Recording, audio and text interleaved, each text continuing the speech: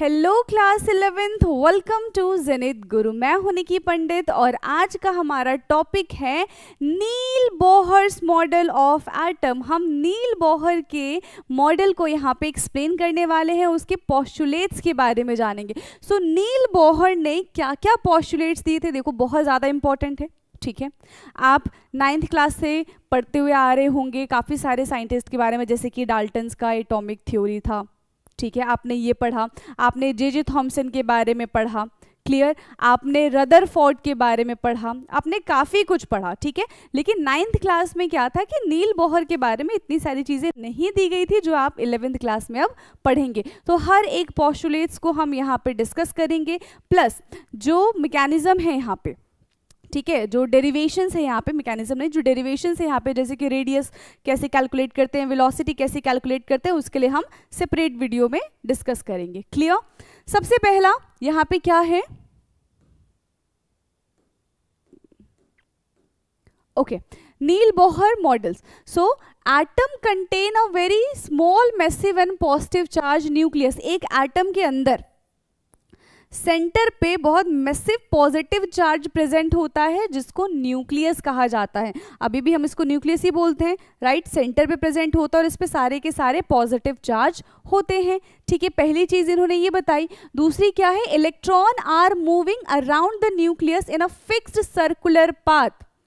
जो इलेक्ट्रॉन है, ठीक है, वो कहाँ पे घूम रहे हैं, अराउंड द न्यूक्लियस। न्यूक्लियस के आसपास इलेक्ट्रॉन रिवॉल्व हो रहे हैं, वो भी एक फिक्स्ड ऑर्बिट में। और उस फिक्स्ड ऑर्बिट को क्या क्या कहा गया, फिक्स्ड ऑर्बिट बोल लो, शेल बोल लो, या फिर एनर्जी लेवल बोल लो।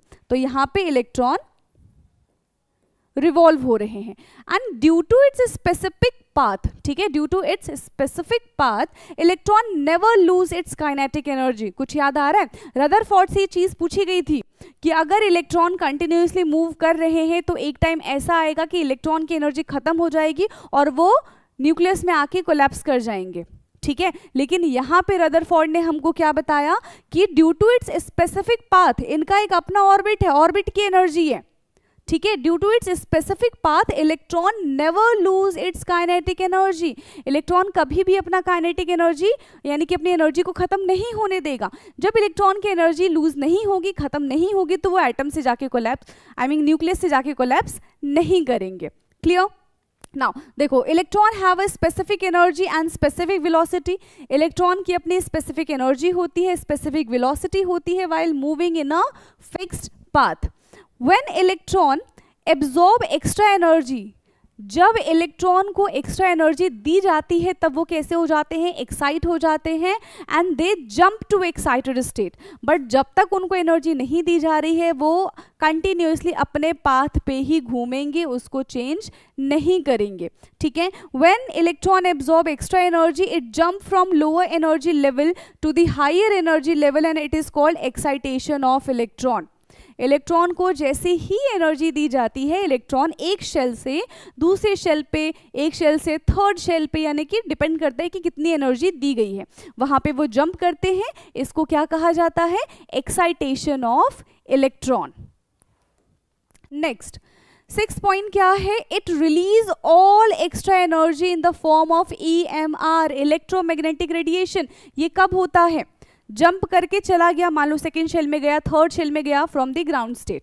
ठीक, अब वो वहां पे कितनी देर तक रह पाएगा, जब तक उसके पास एनर्जी है तब तक वो उस शेल में एग्जिस्ट करेगा। जैसे ही उसकी एनर्जी खत्म होगी वो वापस से क्या हो जाएगा, डी एक्साइट होके अपने ग्राउंड स्टेट में आने की कोशिश करेगा।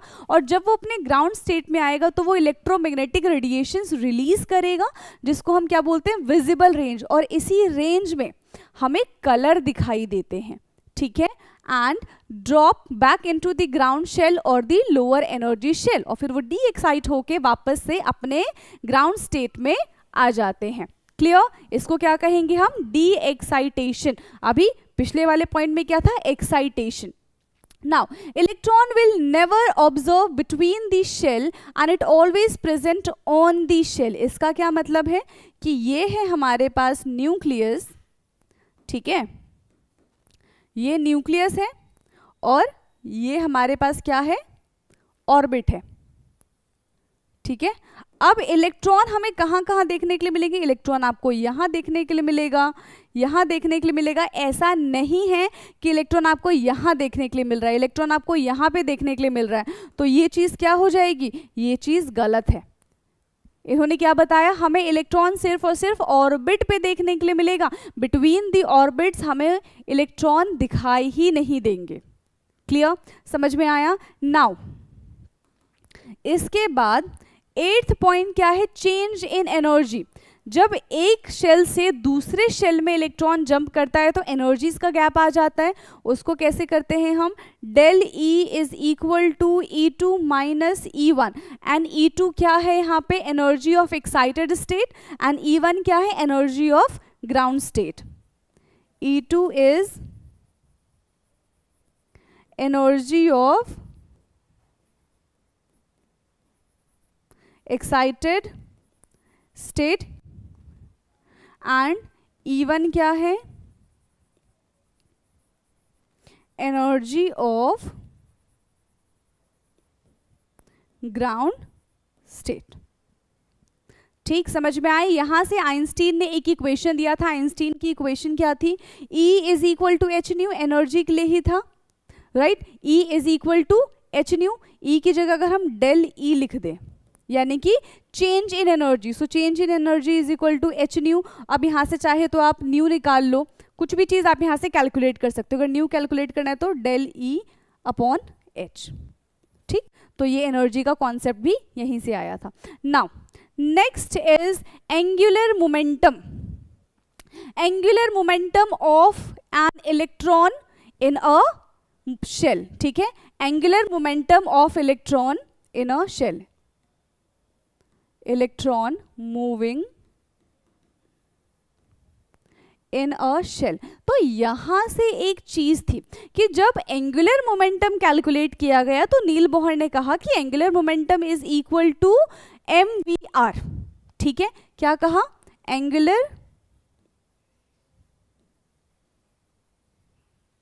मोमेंटम हम कैसे कैलकुलेट करेंगे?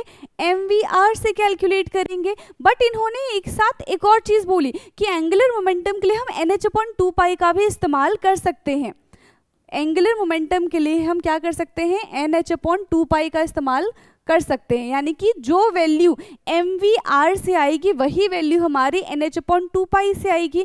बट वो ये चीज़ एक्सप्लेन नहीं कर पाए थे कि mvr is equal to NH/2π। सिर्फ वो इतना बता पाए थे कि जो वैल्यू आप mvr से कैलकुलेट करोगे वही वैल्यू आपकी NH/2π से आएगी। बट ये दोनों एक दूसरे के कैसे इक्वल है, कैसे इनकी वैल्यू सेम आ रही है, ये चीज़ वो नहीं बता पाए थे। ठीक है, समझ आ गया? अब n क्या है यहाँ पे हमारे पास? n is equal to number of shell. ठीक है, अब नंबर ऑफ शेल तो यहाँ पे बार बार चेंज होता रहेगा, बट h/2π जो है ये कांस्टेंट था, और इन्होंने h/2π को क्या बोल दिया? Bohr quantization. क्या बोला? h/2π is Bohr quantization. Clear? यहां से आप एंगुलर मोमेंटम को फाइंड आउट कर सकते हो। अब एंगुलर मोमेंटम के बाद उन्होंने रेडियस के बारे में बताया था, उन्होंने वेलोसिटी ऑफ इलेक्ट्रॉन के बारे में बताया था कि एक इलेक्ट्रॉन की वेलोसिटी को कैसे फाइंड आउट कर सकते हैं एक शेल के अंदर, एक रेडियस को कैसे फाइंड आउट कर सकते हैं। ठीक है, कि इलेक्ट्रॉन फर्स्ट शेल में तो उसकी रेडियस को कैसे पता करेंगे, ये सारी चीज़ें उन्होंने बताई थी। तो पूरा इसका डेरिवेशन है कि रेडियस कैसे कैलकुलेट करेंगे, हम वेलोसिटी ऑफ इलेक्ट्रॉन कैसे कैलकुलेट करेंगे, जिसको हम 1 बाय 1 डिस्कस करेंगे नेक्स्ट वीडियो में। Clear students? तो यहाँ पे सिर्फ हमने बेसिक पोस्टुलेट्स डिस्कस किए हैं, डेरिवेशन नेक्स्ट क्लास में होगी। तब तक पढ़ते रहिए, मिलते हैं नेक्स्ट क्लास में। Thank you so much.